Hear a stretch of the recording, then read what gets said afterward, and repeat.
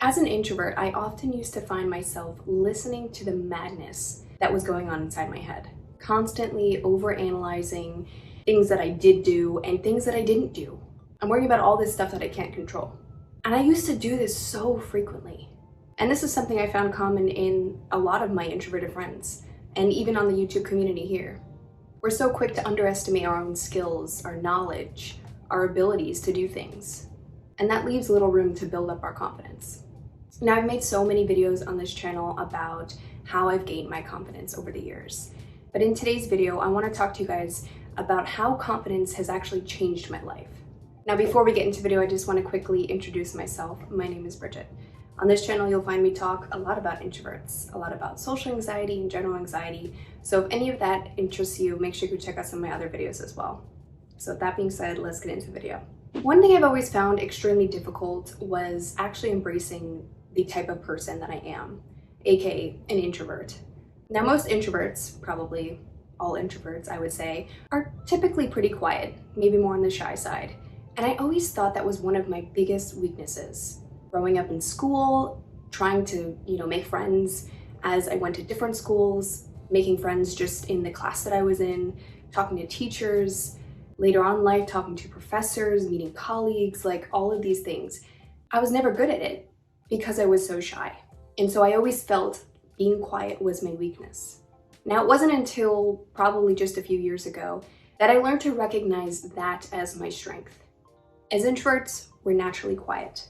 I mean, I could change that about myself, or I could learn to see it in a different way. And that's what I did. I no longer feel insecure about being the quiet person in the group.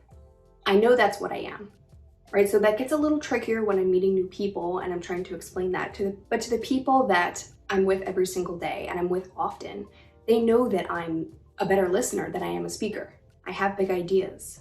That's what I choose to focus on. Another thing I stopped doing was listening to those thoughts, the mad thoughts that I talked about in the beginning, so that I could take those risks, which for us introverts is a very hard thing to do. I really used to hate getting out of my comfort zone. And so I would kind of stay stuck. I would excel in certain areas, but in other ones where I felt like I could never get to.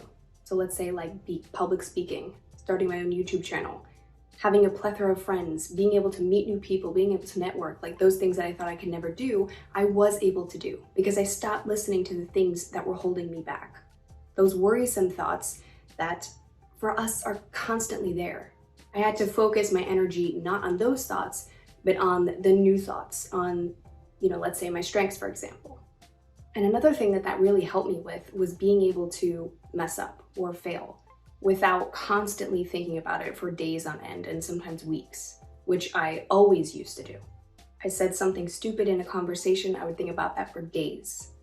I looked like an idiot in a social setting where I was already uncomfortable, days, probably weeks for that one.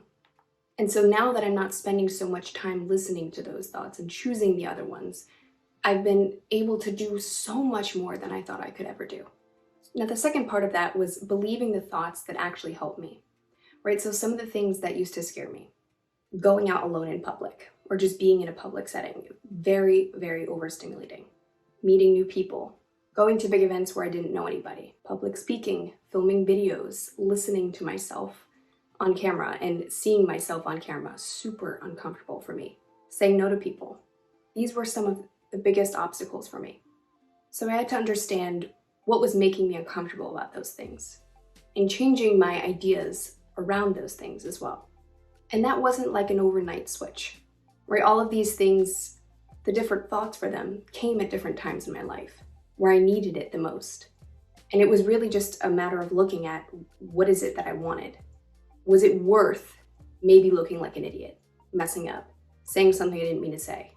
And if it was, I would take that risk. I would show myself the proof. And ultimately, that's how confidence comes. It's not one day you're confident and then you take that risk or you do that thing. You have to do the action before you can become confident in it. That's how we learn any new skill. We're not great at it the first time, but we do it a few times and a few more times, and we show ourselves that we're getting better. And then eventually we get to a point where we're really good at it. That's when we are confident in that skill. And confidence works the same way. So I had to take the risks and show myself the proof before I was able to say, okay, now this is a belief I really think about myself. And last but not least, focusing on my strengths. This one in particular was, I think, one of the biggest changes as far as my confidence goes. Like I said at the beginning of this video, being quiet. Where I used to see that as a weakness, I now see it as a strength.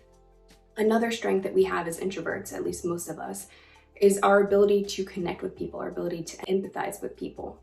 And that really shows up in the one-to-one conversations that we have. So one thing I do when I'm going into any kind of new setting, it's most of the time like a big event, right? Let's say it's like a networking event. I'm going to choose to go to a few people at a time and have the one-to-one conversations, because I know that is my strength. That is how I can show who I am, as opposed to being in a big crowd, right? My husband is the complete opposite. He's super extroverted. And so when he goes to these things, he likes to be in a big crowd. He likes to be in a big group and talk whatever. That's not me. And I know if I tried to do that, I would fail. And then I would be overanalyzing, overthinking about everything. So what I do is I focus on my strengths, know what I'm good at, and that's how I excel and feel confident in that environment. But confidence, especially for introverts, looks and feels completely different. So it's really a matter of trying and failing, or trying and succeeding. You have to see what works in order to know what works. So this is what has worked for me. And these are the things that I've seen it show up in my life. So make sure you guys check out some of my other videos on how I've actually gained that confidence. So thank you guys so much for watching today's video. I hope you guys enjoyed, found it useful as always, and I will see you next time. Bye.